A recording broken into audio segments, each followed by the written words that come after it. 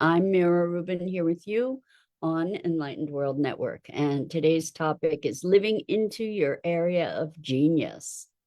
And we each have gifts that are given us to give away. And it's when we express those gifts that we find fulfillment and get lit up in life. So that's what we're going to talk about.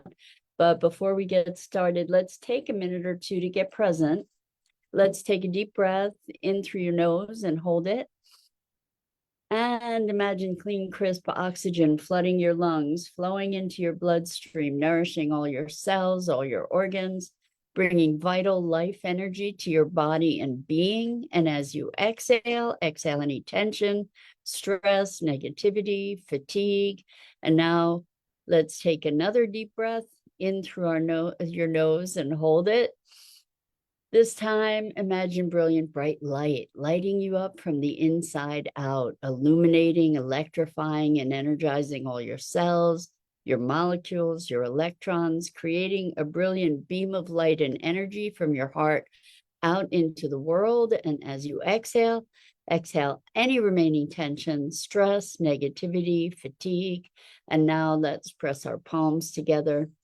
Vigorously rub your hands together to feel the friction, the temperature, the pressure, the motion, the tickling and tingling when you stop, and allow all those sensations to bring you present right here, right now, into this remarkable physical form that enables us to experience life. Welcome, welcome, welcome. Good morning, Rosalind. Welcome. So good to have you here with us this morning.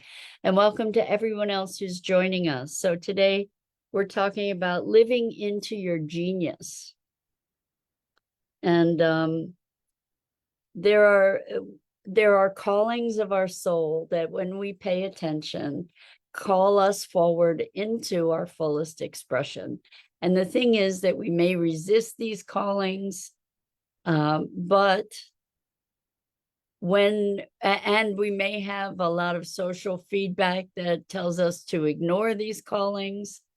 But when we follow them, when we listen, they're typically, and at least what I've witnessed so far, is that life opens up into whole new dimensions and we become more fully ourselves. And it's interesting because I know people who have been able to identify their area of genius, and they are apologists for it rather than embracing it and expressing it. They tend to minimize it or hide it, and that's a very interesting thing. What happens there is people wanting not to be different, people not wanting to be better than other people at whatever that thing is, or that area is. And the thing is, as far as I can tell, the gifts that were given to us so that we can give them away. So in other words, the gifts that were given to us were gifts of our expression in the world, that they're not ours as much as they are ours to give. And those gifts are our contribution, or our potential contribution in the world. And it's only through the expression of those gifts that we fulfill a portion, if not the greater part, of our purpose.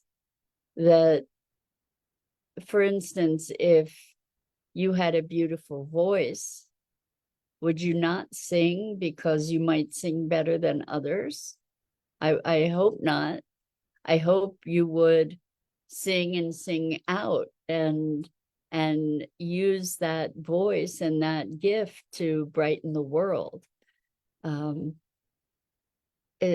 So it's a funny thing that we humans do, where we think that humility is not is kind of denying our gifts and our talents. It's, I guess the danger can be that we identify with those gifts and talents as our own or as who we are. And then I can see where we might get carried away egoically around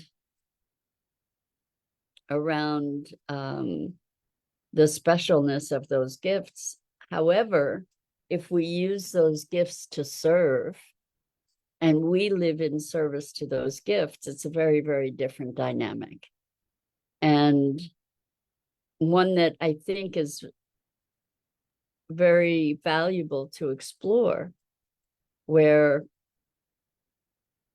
the passions that drive us are information, it's communication from another dimension of self or being that allows us to express more fully in the world and to fulfill our unique purpose. We each have a unique purpose, and it doesn't have to be something grand in the world either. It can be being a wonderful family member. It can be being in appreciation of nature, like whatever those passions are that lift us. When we allow ourselves to be lifted, we consequently lift others.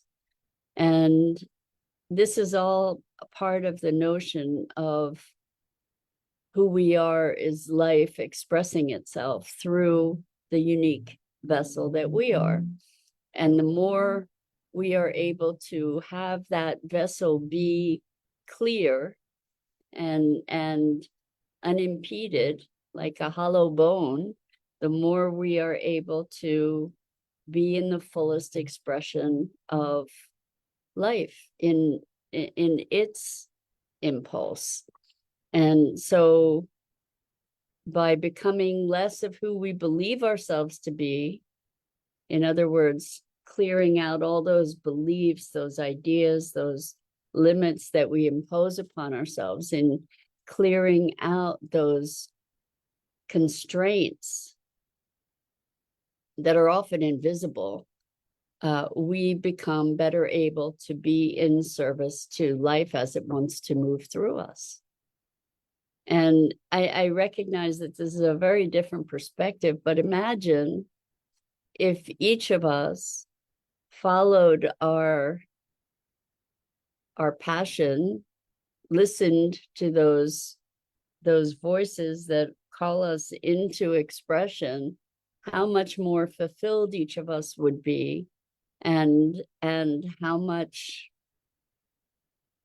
I imagine, how much more peaceful and happy the world would be, or we would be in the world. So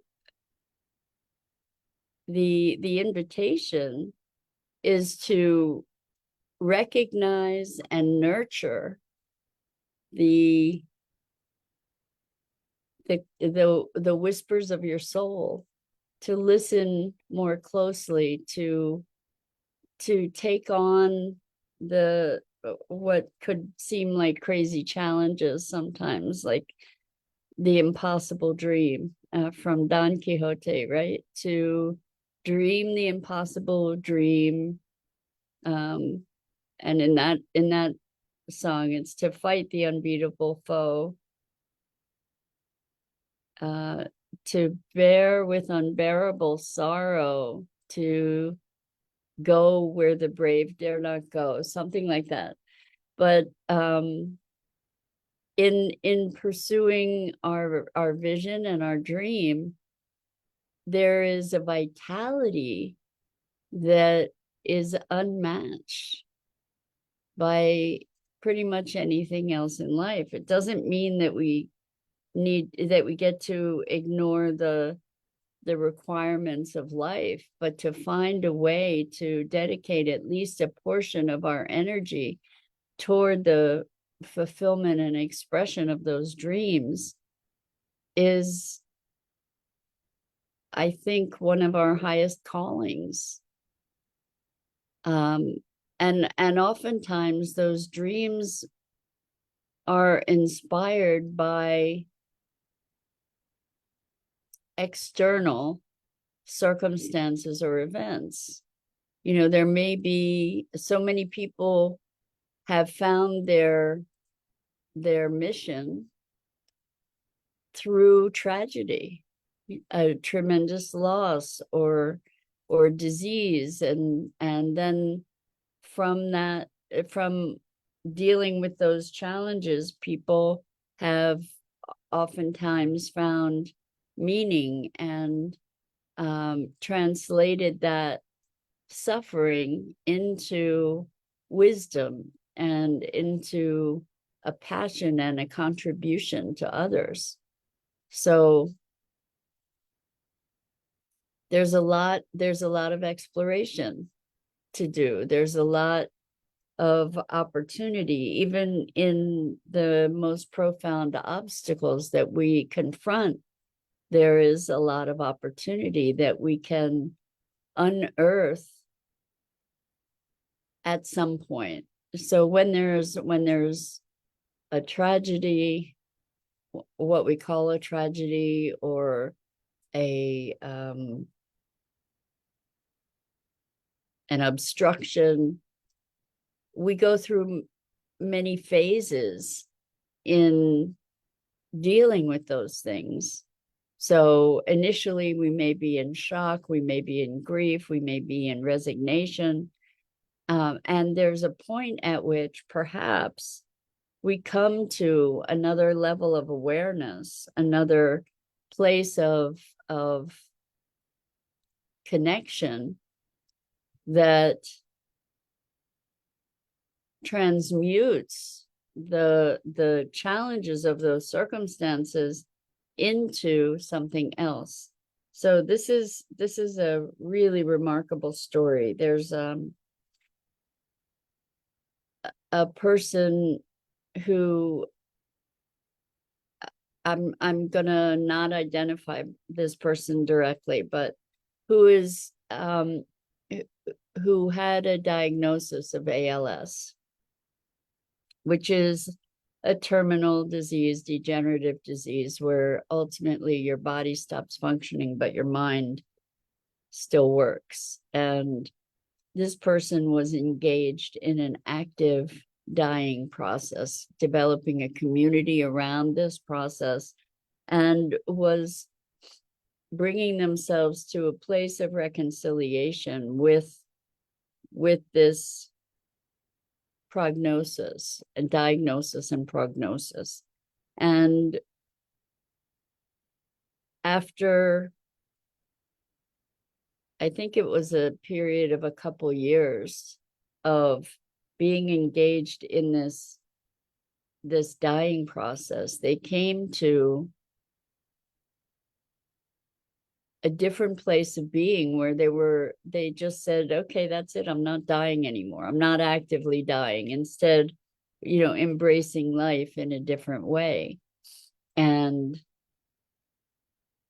through that shift of mind, shifted their experience profoundly. And there is a level of genius on both legs of that journey, where one is embracing the reality of things, the seeming reality of things, to be actively engaged in the dying process, to be present to it. That in itself is radical. And then after being immersed in that for a bit, to come to the other side of that and say, okay, no, I'm not doing that anymore. I'm actually living. I'm actually embracing life. And that's pretty radical, particularly in the context of having developed this support system around dying. And then to have the courage to just, it was courageous to choose to be actively dying, that's kind of radical. And then to choose to be living in the face of all of that is also very radical and wonderful. So just those, it's not that our passions or our direction is static. We can change direction at any time. And the whisperings of our hearts and souls help to have us navigate those directions and those choices. So it comes back to being present. It comes back to listening and to being responsive and able to respond to those callings, to the promptings of our deepest passions and our genius. So I looked up genius before today's conversation. And the reason I looked it up is because over the weekend I was at a retreat and someone read a definition of genius. It was not the one that I was able to find, but read a definition of genius as that essentially that prompting from oneself that is our unique expression, that is part of our essence, part of what makes us the unique expression of life that we are. And I was so moved by that because it's so clear to me that by living into our deepest heart and soul, by bringing that expression into the world, we're serving our purpose.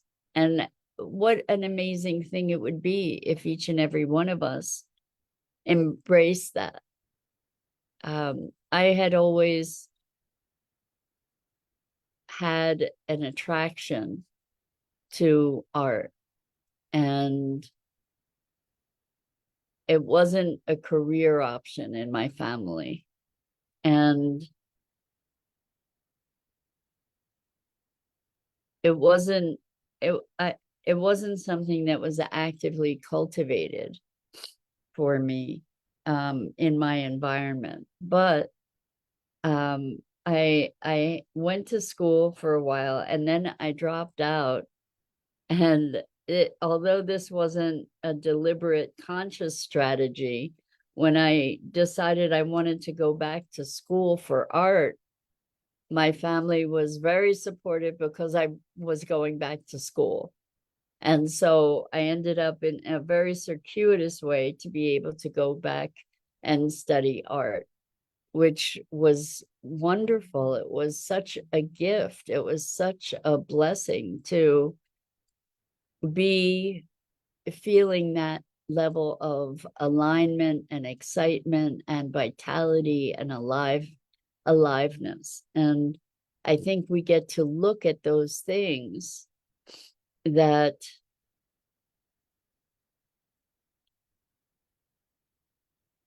allow us those kinds of experiences, where the kinds of experiences that bring us alive. It's so powerful. And maybe the purpose of life is to generate more life, more vitality. And pursuing our genius, our passion, our purpose is one of those ways. And I would venture that may be the most powerful way to engender more life, to create more vitality.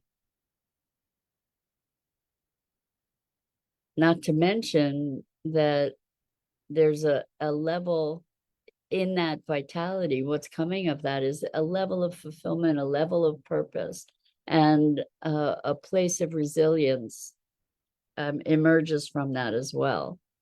So I encourage you, I think for years and years, I was in search of my purpose actively and experienced a lot of pain around it because I felt very lost. And what I recognized is that I didn't know to listen. I didn't know that it didn't have to be some kind of grand world-shaking purpose, that if I pursued the things that I enjoyed doing, that I had passion around, that would lead me in the direction that I needed to go. And many of us do not have a direct road in life. Certainly, I've meandered quite a bit, and I know a bunch of other people who have. In fact, I would say I don't know that many people that have had that direct shot into what they wanted to do. But, there are people who, for instance, from the time they were a little kid, wanted to be a fireman, for example, or a fire person. and that's what they did. It's fascinating to see all the different, or the spectrum of expressions that we have in life and in the world. And giving ourselves permission to make it up, to make life what we want it to be, what we desire it to be, to have it be an expression of our desires and our fulfillment on a deep level, on a being level, is a profound gift that we give ourselves and give the world. So ways to discover that is to look at what you keep going back to. Look at what you spend your free time on. Look at the things that you research, for example, when you have free time. Look at the things that you're drawn to. Look at the things that you used to dream about when you were a kid, or the games you used to play. There are clues for us everywhere. And it's really just being able and willing to look at those clues and to pay attention, to get curious about who you are and how you express in the world, not like putting a fixed label about who you are, but noticing nuances of patterns that have arisen in your life, not the challenging emotional patterns that we usually speak about, but more the vital and alive type patterns, and the things that keep pulling you. Those are all wonderful, wonderful clues that will, if you allow them, move you in the direction of your fulfillment. And the denial of those things is shattering. The denial of those things takes a profound toll, and can separate us from ourselves and from the path to our deepest fulfillment. So pay attention, give that to yourself, because it's not just for you. It's how you contribute to the world as well. So that's today's invitation, and that's it for this morning. I'm Mira Rubin. This is the Core Connection, and I go live here each weekday morning at 9 a.m. Eastern on the Enlightened World Network Facebook page and YouTube channel. And I invite you to please like and share the Enlightened World Network Facebook page and YouTube channel and my YouTube channel. Hello, Dido. So glad to have you joining us this morning. And until next time, I just want to say how grateful I am for the opportunity to be having these inquiries into human beingness together. And so until next time, so much love to you.